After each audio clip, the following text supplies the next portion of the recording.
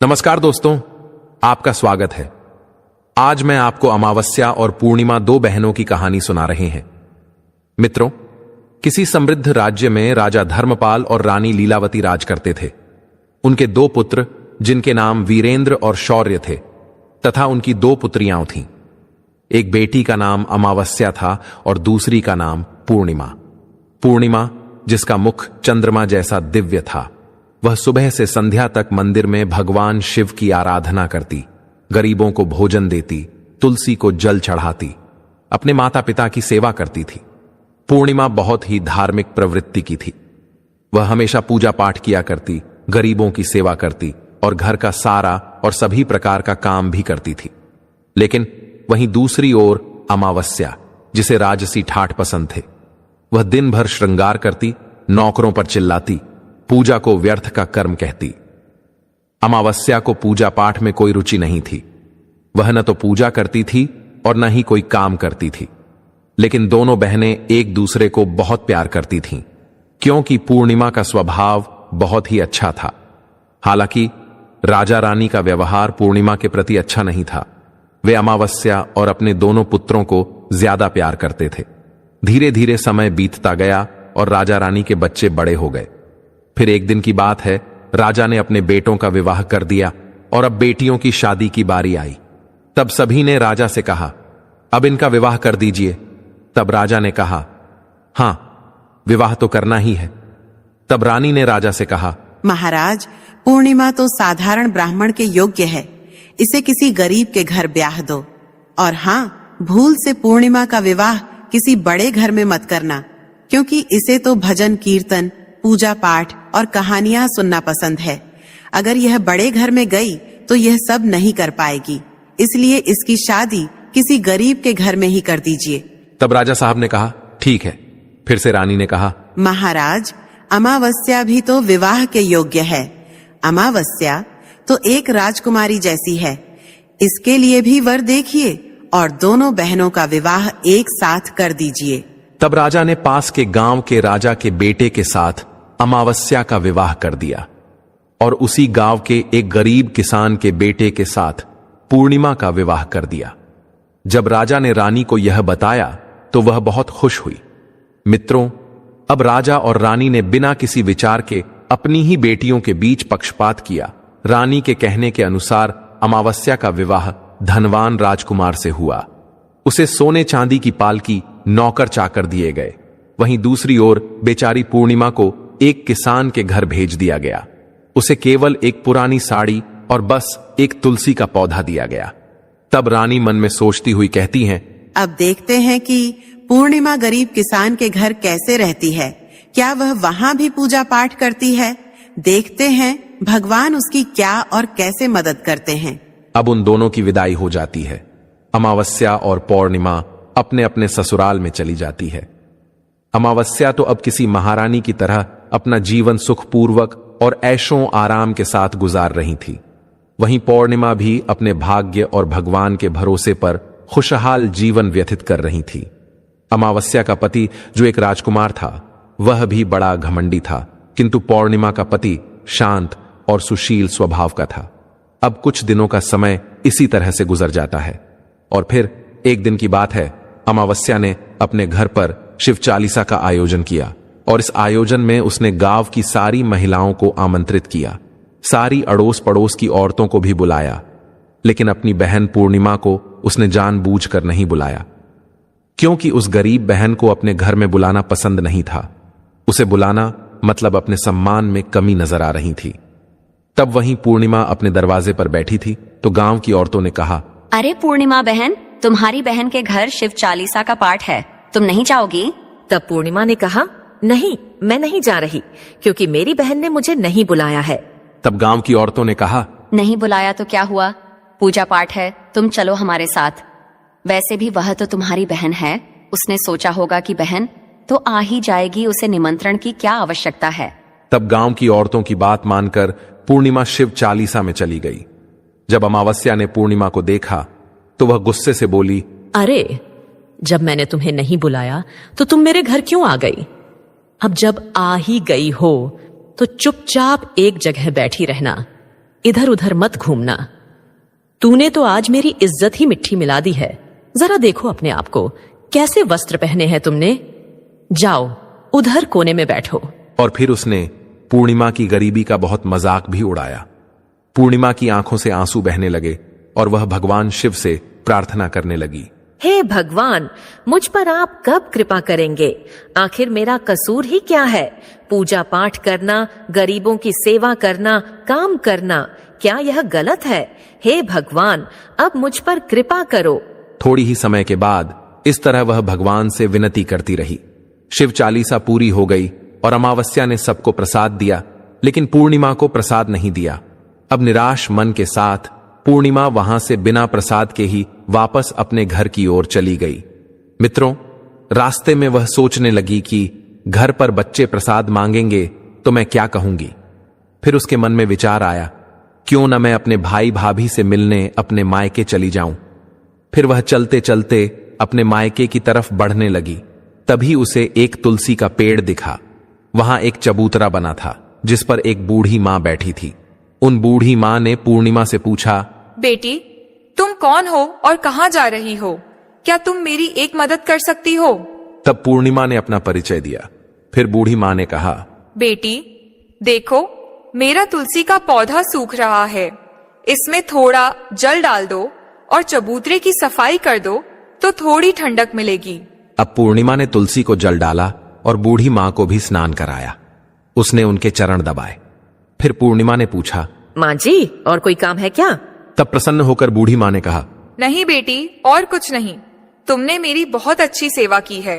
भगवान तुम्हारा भला करे। उन्होंने पूर्णिमा को खूब आशीर्वाद दिया और कहा, बेटी, जब तुम अपने मायके से लौटो तो मुझसे अवश्य मिलकर जाना। पूर्णिमा ने कहा, ठीक है मां जी, और वह आगे बढ़ गई। फिर चलते चलते रास्ते में उसे एक शिव मंदिर मिला। वहां भी एक चबूतरा था जिस पर एक बूढ़े बाबा बैठे थे। वे कोई और नहीं, स्वयं भगवान शिव थे। लेकिन पूर्णिमा ने उन्हें पहचाना नहीं और उन बूढ़े बाबा ने कहा, बेटी, तुम कौन हो? कृपया मेरी एक सहायता करो, बड़ा पुण्य मिलेगा। पूर्णिमा ने अपना नाम बताया। तब बाबा ने कहा, बेटी, क्या तुम इस मंदिर की सफाई कर दोगी? यह बहुत गंदा हो गया है, और मेरे नहाने के लिए 2 बाल्टी पानी भर देना तो तुम्हारा बहुत एहसान होगा। मेरा शरीर थक चुका है, इसीलिए अब मैं कोई भी काम नहीं कर पा रहा हूं।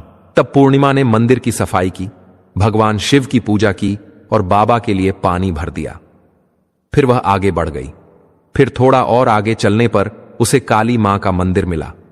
काली मां भी एक बूढ़ी मां के रूप में वहां बैठी थी। काली मां ने कहा, बेटी, तुम कौन हो? क्या तुम मेरी एक सहायता कर सकती हो? तब प्रसन्नता से पूर्णिमा ने अपना नाम बताया। तब बूढ़ी मां ने कहा, बेटी, यहाँ सब लोग पूजा पाठ करके चले जाते हैं, लेकिन कोई मंदिर साफ नहीं करता। देखो, मंदिर कितना गंदा हो गया है, जरा इसकी सफाई कर दो। अब पूर्णिमा ने मंदिर की सफाई की, मां का श्रृंगार किया और पूजा की। उसके बाद बूढ़ी मां को स्नान कराया और उनके पैर दबाए। फिर उस मां काली के रूप भेष में बैठी बूढ़ी मां का आशीर्वाद लिया और वह आगे बढ़ गई। फिर आगे चलने के बाद थोड़ी ही दूर चलने पर एक नदी मिली। वहां भी एक बूढ़ी मां बैठी थी, जो कोई और नहीं बल्कि स्वयं गंगा मैया थीं। उन्होंने पूछा, बेटी, तुम कौन हो? कृपया मेरी सहायता करो। तब पूर्णिमा ने अपना नाम बताया। तब गंगा मैया ने कहा, बेटी, क्या तुम मेरी थोड़ी सेवा करोगी? तब पूर्णिमा ने गंगा मैया की भी सेवा की और आशीर्वाद लेकर आगे बढ़ गई। अंत में वह अपने मायके पहुंच गई। जब उसकी भाभियों ने उसे देखा तो बहुत खुश हुई। उन्होंने पूर्णिमा का स्वागत किया और कहा, वाह, क्या बात है बहन जी, आप बहुत दिनों बाद आई हो। तब पूर्णिमा ने कहा, हाँ भाभी, आज मन हुआ सभी को मिलने का तो चली आई। तब भाभियों के साथ मिलकर पूर्णिमा ने अपने मायके में भी सारे काम किए।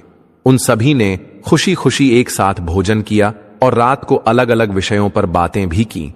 फिर अगली सुबह जब वह जाने को तैयार हुई तो भाभी ने उसे एक लाल साड़ी दी और कहा, इसे पहन लो और जल्दी जल्दी आया करो, बहुत दिनों बाद आई हो।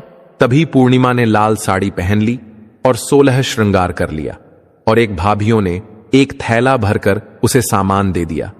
उसे लेकर पूर्णिमा घर से निकल गई। मित्रों, चलते चलते रास्ते में वही नदी मिली जहां गंगा मैया बैठी थीं। उन्होंने कहा, बेटी, आ गई? अपने मायके से क्या लाई हो? पूर्णिमा ने थैला दिखाया और कहा, माँ जी, मेरे भाभीियों ने कुछ सामान दिया है। तब गंगा माँ ने भी एक थैला निकाला और उसे पूर्णिमा के हाथों में देते हुए गंगा मैया ने कहा, बेटी, यह लो मेरी और एक छोटी सी भेंट। यह बहुत भारी है, मैं इसे कहाँ रखूंगी? लेकिन याद रखना कि इसे रास्ते में मत खोलना, घर जाकर ही खोलना। तब पूर्णिमा ने कहा, ठीक है माँ जी, और वह आगे बढ़ गई। फिर थोड़ी ही देर के बाद वहीं काली माँ का मंदिर मिला। वहां भी बूढ़ी माँ ने पूर्णिमा को एक थैला दिया। अब उसके पास 3 थैले हो गए। फिर आगे बढ़ने पर वहीं शिव मंदिर मिला। वहां भगवान शिव ने भी उसे एक थैला दिया। अब 4 थैले हो गए। फिर चलते चलते वहीं तुलसी माँ मिली। उन्होंने भी एक थैला दिया। अब 5 थैले थे। जब पूर्णिमा अपने घर पहुंची तो उसने सभी थैले खोले। पहले थैले में खाने पीने की चीजें और कपड़े थे। दूसरे थैले में सोने चांदी के आभूषण थे। तीसरे थैले में धन संपत्ति थी। चौथे थैले में अनाज भरा हुआ था और 5वें में महंगे वस्त्र थे। अब पूर्णिमा के घर में किसी चीज की कमी नहीं थी। वह खुशी खुशी रहने लगी। फिर एक दिन पूर्णिमा ने सोचा कि क्यों न मैं शिव चालीसा का आयोजन करवाऊं, और उसने शिव चालीसा रखी और सबको बुलाया। वह न्योता देने के लिए अपनी बहन अमावस्या के घर भी गई। और फिर जब अमावस्या अपनी बहन के घर आई तो उसने घर पूर्णिमा में धन दौलत देखकर आश्चर्यचकित रह गई। उसने पूछा, अरे बहन, अचानक से तुम्हारे घर में इतना धन दौलत कैसे आ गया? तब शांत स्वर में प्रसन्नता से पूर्णिमा ने कहा, देखो बहन, जिस दिन तुमने चालीसा रखी थी तो मुझे नहीं बुलाया। फिर भी मैं बिना बुलाए तुम्हारे घर गई, लेकिन तुमने मुझे प्रसाद नहीं दिया। फिर मैं मायके गई और वहां से यह सब लेकर आई। अमावस्या ने कहा, अच्छा तो यह बात है। अब मैं भी जाऊंगी मायके। तुम भी मुझे डांटना और प्रसाद भी मत देना। तब पूर्णिमा ने कहा, अरे बहन, यह तो भगवान का प्रसाद है, मैं तो सबको दूंगी। लेकिन अमावस्या ने प्रसाद नहीं लिया और अपने घर जाकर बच्चों से कहकर मायके चली गई। अब चलते चलते रास्ते में वहीं तुलसी माँ मिली।